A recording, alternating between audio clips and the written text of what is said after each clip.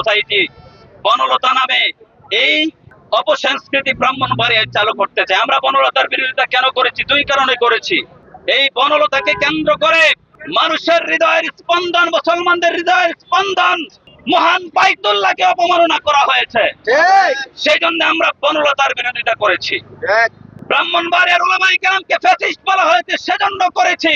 জামিয়া ইউনুসিয়াকে বিস্ফোরা বলা হয়েছে, সেজন্য করেছি।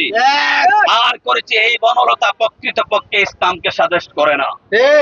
এই বনলতা সিনেমা প্রকৃতপক্ষে ইসলামকে সাজেস্ট করে না, বরং ইসলামের মূল দিকগুলোকে মানুষের কাছে হেয় করার জন্য এই বনলতার সৃষ্টি হয়েছে। বনলতা ব্রাহ্মণবাড়িয়াতে আর চলবে না। প্রকাশ্যে সিনেমার ব্রাহ্মণবাড়িয়াতে চলবে না। এই ব্রাহ্মণবাড়িয়ার সংস্কৃতি হলো সিনেমা মুক্ত সংস্কৃতি। এই ব্রাহ্মণবাড়িয়ার সংস্কৃতি হলো ইসলামী সংস্কৃতি। যেখানে যেই সংস্কৃতি সেখানে সেই সংস্কৃতি মানতে হবে। সকল সংস্কৃতির পক্ষে, সুস্থ সংস্কৃতির পক্ষে, কিন্তু সকল অপসংস্কৃতির বিরুদ্ধে।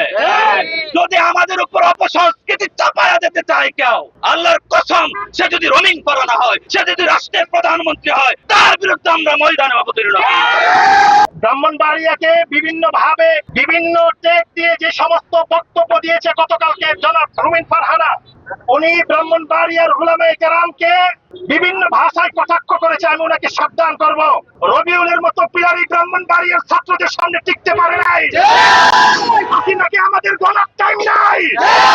ব্রাহ্মণবাড়িয়ার সাথে হাসিনা টাক্কর লাগছে, হাসিনা 2 বার নিঃশেষ হয়ে গেছে। আর আপনাকে তো আমরা হিসাবই করি না।